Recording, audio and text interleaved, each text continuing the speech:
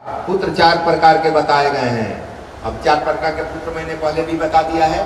ये बताया है शत्रु पुत्र, सेवक पुत्र, ऋणानुबंधित पुत्र और उदासीन पुत्र। इसकी मैंने चर्चा आप लोगों से कर दी है। जो जो आप कर्म करते हैं प्रारब्ध के अनुसार वही पुत्र जन्म लेते हैं, और प्रारब्ध ही नहीं है तो पुत्र आएगा कैसे भैया? लोग कहते हैं कि हमको पुत्र चाहिए। आपका प्रारब्ध है ये नहीं, कोई गलती करवे नहीं तो पुत्र कायला न सेवक पुत्र होगा, ना ऋणानुबंधित होगा, ना कुछ होबे नहीं करे। और जो होगा वो कम करेगा तो कहेगा कम कर रहा है भाई। अरे कम क्या कर रहा है? प्रारब्ध बस आया है, अब उसकी सेवा कीजिए, प्रारब्ध काट लीजिए, जैसा है वैसा काट लीजिए ताकि आगे रास्ता क्लियर हो। ऐसा नहीं है कि अनहोनी कुछ हुआ है, अनहोनी इस ब्रह्मांड में नहीं चल सकता है। शास्त्र कहता है कि ब्रह्म के बगैर इशारा के एक पत्ता भी नहीं हिलता, तो इतना बड़ा कैसे हिल रहा है?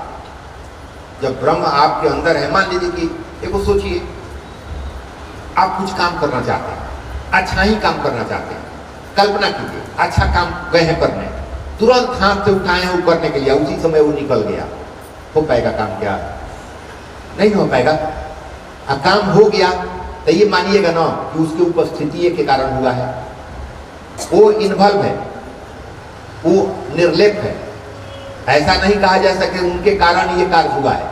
निर्लेप इसलिए है कि उसके उपस्थिति में हुआ है। जैसे राजा रहीगुना भरत का कहानी में दिया गया है कि आग पर बर्तन है, बर्तन में दूध है, दूध में चावल है, तो पक जा रहा है। तो कहते हैं कि चावल उसके साथ सटा हुआ है इसलिए पड़ गया। अगर उसमें पत्थर के टुकड़े होंगे तो नहीं सींझेगा। पत्थर निर्लेप है दूध से, इसलिए सींझेगा नहीं। तो ये कहानी हरदम याद रहेगा तो पुष्टि आपको मिलती रहेगी। पुष्टि भक्ति है कि वहाँ इसकी चर्चा हुई है, फिर यहाँ बताई जा रही है ना। नहीं है तो नहीं है, यानी कि कुछ प्रारब्ध नहीं है, प्रारब्ध नहीं है तो नहीं है। अब लग जा ब्रह्म में, अगर है तो उस प्रारब्ध को काट ले ताकि आगे ना मिले, नहीं तो फिर आगे मिलेगा। एक एक दिमाग से अगर किसी संत से आशीर्वाद भी मिल जाए तो उस प्रारब्ध को हल्का भी कर देंगे तो वो माफ नहीं होता है, फिर आगे चल के मिल जाता है। हो सकता है कुछ राहत मिल जाए, जैसे डॉक्टर एनेस्थेसिया की सुई देके कर देता है ऑपरेशन, लेकिन हो सकता है तो दर्द फिर शुरू हो जाता है ना। ऐसा नहीं होगा कि दर्द खत्म हो गया, ऑपरेशन करने के लिए थोड़ा समय के लिए वो दे दिया है। ऐसा नहीं होगा कि दर्द ठीक हो जाएगा, फिर जब हो जाएगा तो दर्द करने लगेगा। इसलिए ये मत समझिए कि वो कुछ व्यवस्था करने वाला है, कुछ नहीं हो सकता है, बस राहत आपको दे दी गई है ना।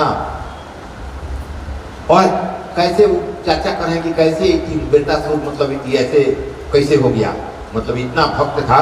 तो वही कह रहे हैं, वही कह रहे हैं हजारों जन्म हो गए हो, हम लोग के हजारों जन्म कह रहे हैं कि हो गया है। ऐसे ही धरती पर आए गए हैं, वासनाएं हमसे चिपकी हुई है, उसी वही प्रारब्ध बना है, उसी को काटने के लिए। पुत्र था मर गया, ये प्रारब्ध था, वो चला गया, तुझी मनाओ ब्रह्म में लग जाओ। जब वह उस मृत राजकुमार की जीवात्मा को लाया गया, वह किसी को भी पहचानता नहीं था। और ये अर्जुन अभिमन्यु वाली कहानी दिया गया कि वो लोग कहे जीत पकड़े कि ना हमको लइबे कीजिए, हमारा लड़का दिखाइए दीजिए। तो वो आत्मा को लाया गया है, तो कह रहा है कि जब उस मृत राजकुमार की जीवात्मा को लाया गया तो वह किसी को भी पहचानता नहीं था। उसने कहा मेरे तो हजारों जन्म हो गए हैं, मैं उनमें से कौन कौन से जन्म के माता पिता को याद रखूं। वो लड़का कह रहा है, वो आत्मा कह रही है कि हमारे तो हजारों जन्म हो गए हैं, तो कौन जन्म के माता पिता के हम याद रखें। अरे जो रहे से रहे, जिससे अभिमन्यु के विषय में कहा जाता है। अभिमन्यु को भी चले गए, मारे गए। महाभारत में तो भगवान से अर्जुन जी कह रहे हैं कि हमको भेंटा से भेंट कराइए दीजिए। ये कह रहे हैं जो चला गया क्या सोच रहे हो, नहीं हमको भेंट करा दीजिए। भक्त हैं, दोस्त भी हैं, चलो। जब अभिमन्यु की आत्मा के पास ले गए अर्जुन को, तो कह रहे हैं कि एक बार हम तो लड़का बानी तो हेजा तक आ गई, हजारों बार तू हमारे लड़का बैल बनाते एको हरी कोई नहीं पास भेंट करे हजारों बार तू हमारे लड़का बनल बड़ा, तो हम एको बार कहीं ना भेंट करे। एक बार तो हम लड़का बन गई बानी तो हेजा तक आ गई, हमारे पीछा करते। अहंकार खत्म करने का ये मार्गदर्शन है। कुछ जो चला गया, प्रवृत्ति था, निवृत्ति हो गई, गया जा, कोई बात। ये संतोष के लिए दिया जा रहा है कथा कहानी के माध्यम से। ये मत करो कि वो आत्मा तुम्हारी थी, आत्मा निर्लेप होती है, वो आई तुम पंचभूत आकृति में फंसे हुए, इसलिए तुमको अपना पराया लग रहा है। चली गई। नारद जी ने कहा, राजन तुम किसके लिए रो रहे हो? वह तो तुम्हारी ओर दृष्टि भी फेरने को तैयार नहीं है। नारद जी कह रहे हैं कि तुम किसके लिए रो रहे हो? अभी वो रोते जा रहे हो, वो आत्मा तो आ गई है, तुम्हारी तरफ ताकी ही नहीं रही है ना, फिर भी तुम शोक कर रहे हो।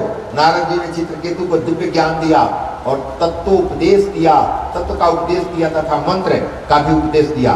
इसके पश्चात चित्रकेतु राजा ने तपस्या की। अब चित्रकेतु नामा तपस्या कर रहे हैं, भगवान के नाम का जप किया, अतः उसे भगवान के दर्शन हुए, उसके सारे पापों का क्षय हो गया, वह महाज्ञानी और महासिद्ध हो गया और भगवान ने उसे पार्षद बना लिया। ऐसा ज्ञानी हो कि भगवान ने पार्षद बना दिया।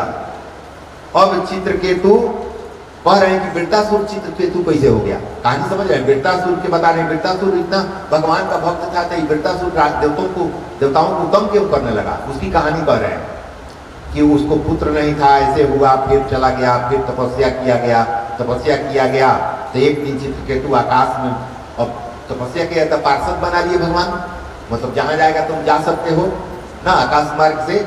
तो एक दिन चित्रकेतु आकाश में विहार कर रहा था, वह तो घूमता फिरता कैलाश धाम आ गया, ऊपर से घूमते घूमते कैलाश धाम आ गया। वहां उसने देखा कि पार्वती जी शिव जी की गोद में बैठी हैं। वो कैलाश पर देखा कि पार्वती जी शिव जी की गोद में बैठी हैं। मतलब क्या संयोग था, इसलिए बैठी थी कि कामदेव कहे थे, पहले मैं कहानी कह चुका हूं, कामदेव कहे थे कि आप समाधि में थे, उस समय मैं आया था तो हमको जला दिए थे, आप स्त्री आपके पास नहीं थी, पत्नी के साथ रहकर रहिए तब हम आपको तंग करेंगे, हमको जला दीजिए तो देखेंगे ना। तो कामदेव को कहते हैं एक बार तुमको तो भस्म में कर दिया, फिर भी तुम फिर परीक्षा में ला लेना चाहते हो तो ठीक है, पार्वती जी को गोद में बैठा दिए शिव जी। और वही घड़ी चित्रकेतु आकाश मार्ग से जा रहा है तो ये पार्वती जी को गोद में बैठाए हैं तो शिव जी हैं। उसको शंका हो गई कि ये तो शिव का ये रूप नहीं होगा। और उसी समय कामदेव का परीक्षा चल रहा था और शिव जी इससे बैठा दे कि कामदेव तुम समझ रहे हो कि जो हमारी शक्ति है पार्वती वो अलग है हमसे, अर्धनारीश्वर के रूप में आ गए, आधा अंग हमारा उनका है आधा मेरा है ना, आधा उनका है आधा मेरा है, अलग रहेंगे तब न तुम कम करोगे, हम तो दोनों एक ही में समाये हुए हैं, मतलब प्रकृति आत्मा और प्रकृति दोनों एक ही में लगे तो क्या कम करोगे? अलग अलग रहने से ना काम की वृत्तियां आती हैं। हम दोनों तो अर्धनारीश्वर रूप में आ गए, यानी कि जीवों को संकेत कर रहे हैं कि ऐ जीव तुम भी अर्धनारीश्वर के रूप में रहो, यानी कि पत्नी के साथ रहोगे तो काम पर विजय प्राप्त कर लोगे, काम को आसान होगा जीतना। ये सांकेतिक भाषा है।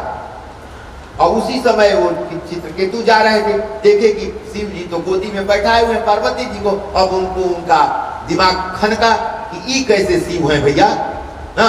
तो वही का एक दिन चित्रकेतु आकाश में विहार कर रहा था, वह तो घूमता फिरता कैलाश धाम आया, वहां उसने देखा कि पार्वती जी शिव जी की गोद में बैठी हुई हैं। यह देखकर उसके मन में कुभाव आ जागा।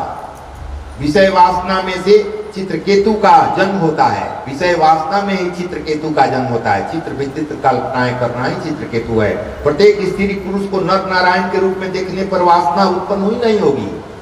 हर एक स्त्री या पुरुष को नर नारायण के रूप में देखोगे तो वासना जगेगी ही नहीं, लेकिन तुमने वैसा देखा नहीं तो तुम्हारा चित्र विचित्र कल्पना करने लगे। चित्रकेतु शिव पार्वती को लौकिक दृष्टि बस काम भाव से देखने लगा। शिव पार्वती के इस प्रकार बैठने का एक कारण था। एक बार कामदेव, जो मैंने कहा ये कहानी बैठने का कारण यही था। फिर ये कहले हैं कि चित्रकेतु इस नारी सारी बातों से अनजान था। चित्रकेतु को ये पता नहीं था कि कामदेव के परीक्षा देने के लिए बैठाए हुए हैं, अनजान था। अब तो कल्पना हो गई, चित्र विचित्र बातें तो आ गई ना। जैसे कहानी आपको पता, घोड़ा वाला कल कहा गया था कि दोनों आदमी बैठ गया, कुछ न कुछ लोग कहबे करेगा, आपको बोलबे करेगा ना, जैसे करिएगा शिकायत करबे करेगा, कुछ न कुछ ये लोग निकाल ही लेंगे। अनजान था, अतः वह शिव जी की निंदा करते हुए बोला। भरी सभा में ये अपनी पत्नी को आलिंगन में लेकर गोद में बिठा कर बैठे हैं, इन्हें कोई लाज भी नहीं आती है। बोलने लगा चित्रकेतु ना, क्या शिव पार्वती तो निर्विकारी थे, किंतु उन्हें देखने वाले की आंखें विकार थे। शिव पार्वती तो निर्विकारी थे, लेकिन उनको देखने वाले विकार उत्पन्न हो गया था। किसी को लौकिक भाव से देखोगे तो मन में विकार उत्पन्न होगा और विकृत चित्र मन में उजरेंगे, वही चित्रकेतु है। इस प्रकार लौकिक भाव से देखने के कारण चित्रकेतु का पतन हुआ। शिव पार्वती का लौकिक दृष्टि से देखा, इसलिए उसका पतन हो गया। उसकी निंदा से शिव जी को तो कुछ बुरा नहीं लगा। वो निंदा हुआ बोल रहा था तो शिव जी को कोई बुरा नहीं लगा।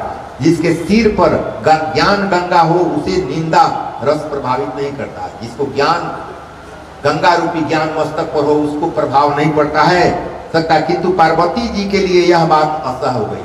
पार्वती भी सुनी तो ये बात सह नहीं सकी और उन्होंने चित्रकेतु को श्राप दिया, तेरा अब असुर योनि में जन्म होगा। उन्होंने श्राप दे दिया, तूने असुर वृत्ति चित्र बनाया है, इसलिए असुर योनि में तुम्हारा जन्म होगा। चित्रकेतु पार्वती माता से क्षमा याचना करने लगा। जब उसको श्राप मिल गया तो भान हुआ कि तो गलती हो गई ना, ये तो मामला कुछ गलत था, अलग था। पार्वती माता से क्षमा याचना करने लगा तो देवी ने कहा दूसरे जन्म में तुझे अनन्य भक्ति प्राप्त होगी। कैसा दयालु ब्रह्म होते हैं, श्राप भी दे दिए हैं, फिर क्षमा मांग रहा है तो आशीर्वाद भी दे देते हैं। कैसे कैसे मतलब कल्पना, मतलब दूसरा कोई श्राप दे देगा तो फिर कहेगा ना जा जाओ, कोई तो कौन कोई ना। यहाँ श्राप दे दिए फिर भी कह रही हैं कि असुर योनि में जन्म होगा। चित्रकेतु पार्वती माता से क्षमा याचना करने लगा तो देवी ने कहा तुम्हारे दूसरे जन्म में तुझे अनन्य भक्ति प्राप्त होगी और तेरा उद्धार होगा। पार्वती के श्राप के कारण चित्रकेतु का वृत्तासुर के रूप में जन्म हुआ। पूरी कहानी कह दी है।